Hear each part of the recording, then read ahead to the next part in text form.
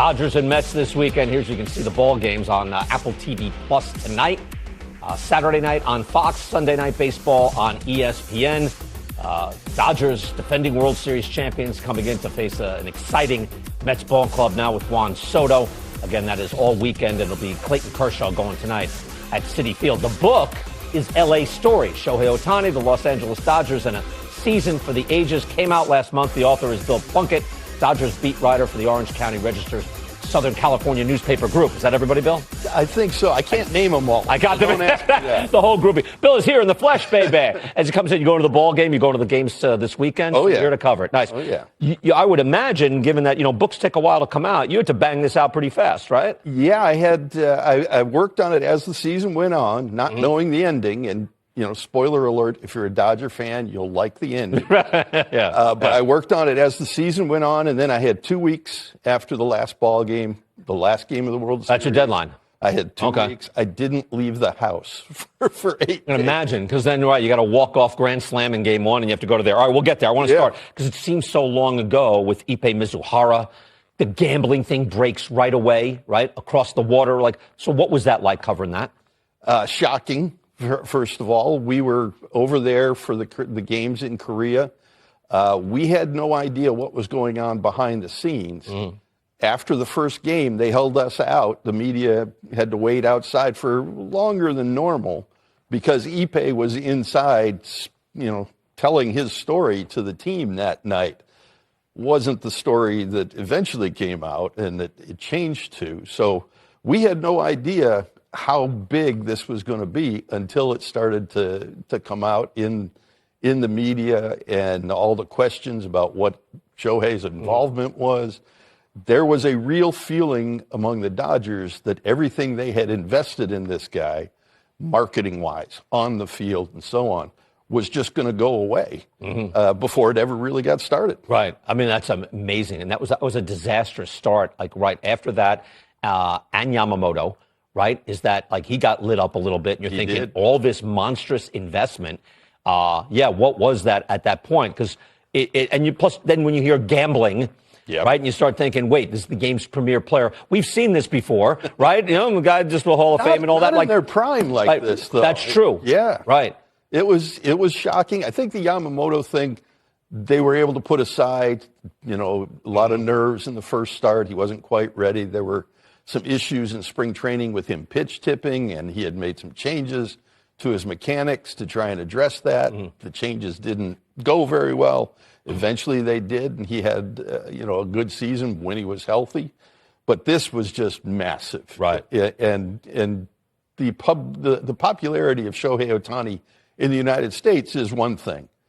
But globally, in Japan, it's beyond whatever you think it is. Really? It's Justin Bieber plus Taylor Swift Beatles times Michael Jordan. The Beatles for old guys. You can use Beatles. I understand what you're talking about. Beatles. All right. Taylor Swift, please. It is amazing over there. When we went this year for the Tokyo series, we saw it firsthand. So was he less closed off after that? Because again, with Mizuhara around him, he was kind of, in his own little mini circle with the Angels.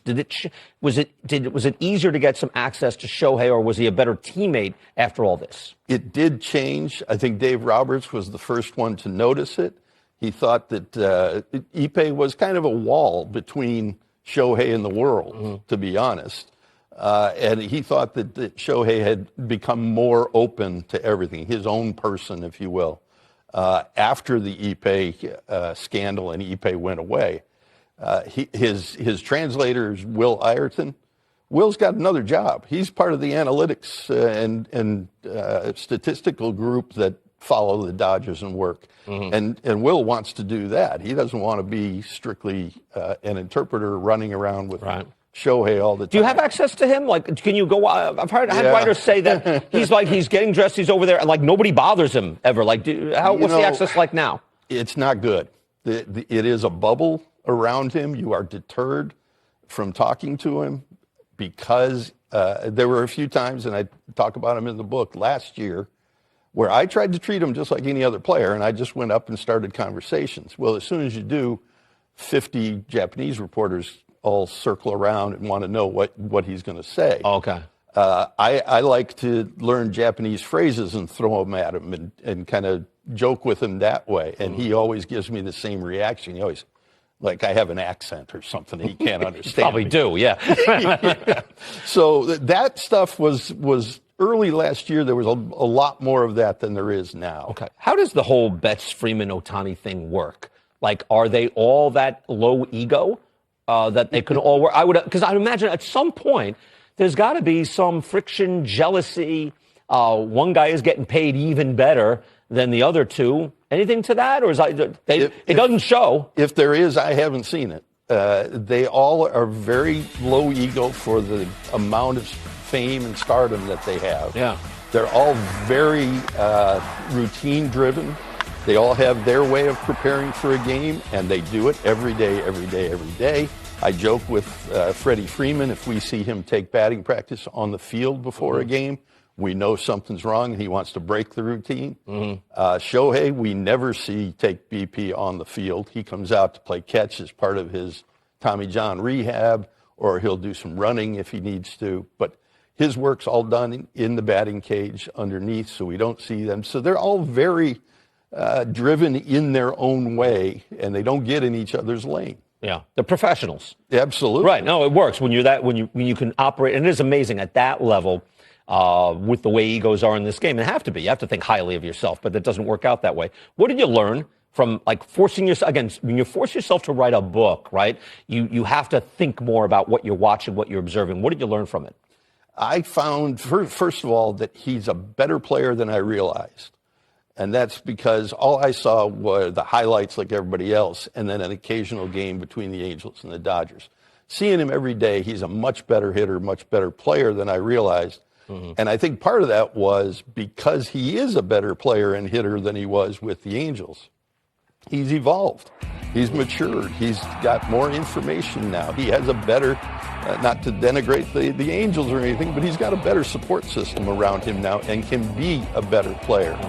And the amazing thing that we all have to remember is he did all this. He had a 50-50 season while rehabbing from Tommy John surgery. Right. He's off to a great start this year after having shoulder surgery in November. He's a remarkable athlete. He's, one of a kind. He's a unicorn.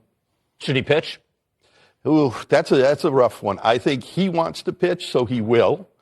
I think the Dodgers would be okay with him never pitching.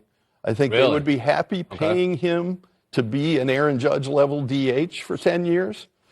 Is there any, let's say that happens. Could he play the outfield? Have you seen him shag enough balls where he could play? No, I've never seen him shag balls. I've never seen him do anything other than prepare for pitching with a glove on. I think he's a terrific athlete, and he could do it if he wanted to. I don't think the Dodgers care if he does. I think there's a little arrogance to be in the Dodgers, to be honest. I think they thought they weren't going to need him to pitch anytime soon this year. Guess what? Kind of need him now. Could use that. But they've already determined the rehab process, and they've stretched it out. I don't think we see him on a mound in a game until after the All-Star break. Okay, yeah, which is a bit surprising, but it'd be out there. Again, it's all in here. L.A. Story, Bill Plunkett. Bill, great stuff. Thank you so much. Thanks for having me. Enjoy the weekend series in New York. You flew in, you got in safe. This is good news, Bill. Thank you very much. All right, we'll take